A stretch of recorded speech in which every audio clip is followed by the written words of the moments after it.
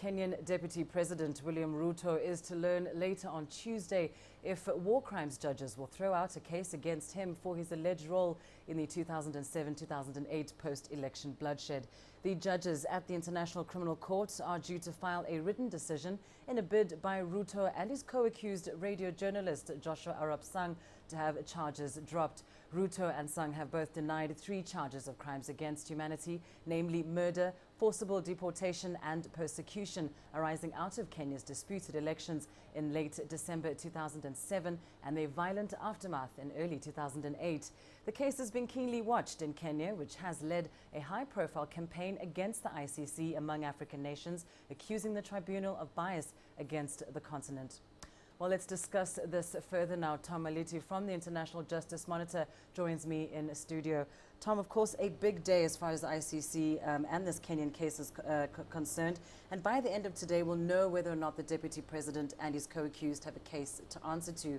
Whatever they decide, the implications are serious, are they not? The implications are serious. If the judges decide that they want the case to continue, that the defense have to present their case, then the trial will continue, and in that sense, the defense teams would have anticipated that, because the procedure that we're going through now is the first time that it's been used at the ICC, and therefore, when they began the trial, they would have known that at some point, after the prosecution closes its case, they will then have to prepare and present their case.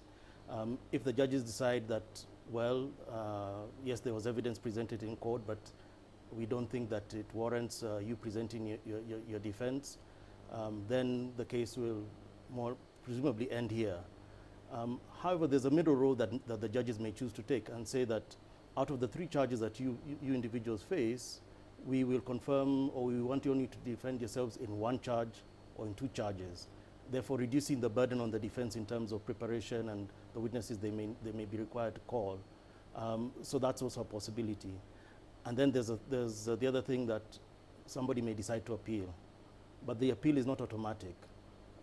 Depending on the decision the judges make, the prosecution or the defense can decide they want to appeal. They'll have to convince the trial judges why they should be allowed to appeal. And if the trial judges accept that, then the appeals chambers listens to their appeal. Now, of course, Tom, Kenya has, the Kenyan government at least, has been at the forefront of a campaign against the ICC in terms of its relationship with African nations. Today's decision, what impact will it have on that debate? Well, if the judges say, look, we have no case to answer, then African governments, African states, or the African Union will say, you see, they finally listened to us after a long time.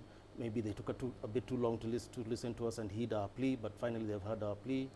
If the judges say, look, we believe that the defense needs to present their case, then we'll hear a bit more of the same noise around lack of respect for Africa and so on. But whatever the case, the African position remains a 2-track position. 1 track for the leaders, i.e. we don't want our leaders before the ICC, and a 2nd track for everybody else. If you happen to be taken to the ICC, well, too bad. That's up, we wish you the best. And on the ground, what is the feeling? Of course, we understand government's position, especially with regards to William Ruto. But of course, there are, victims here.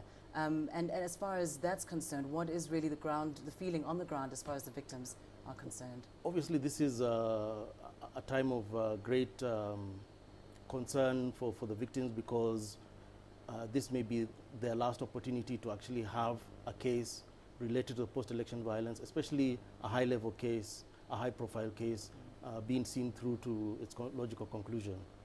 Absolutely. Well, thank you so much for your time, Tom Maliti, and that analysis there on that important decision that's yet to be made in The Hague.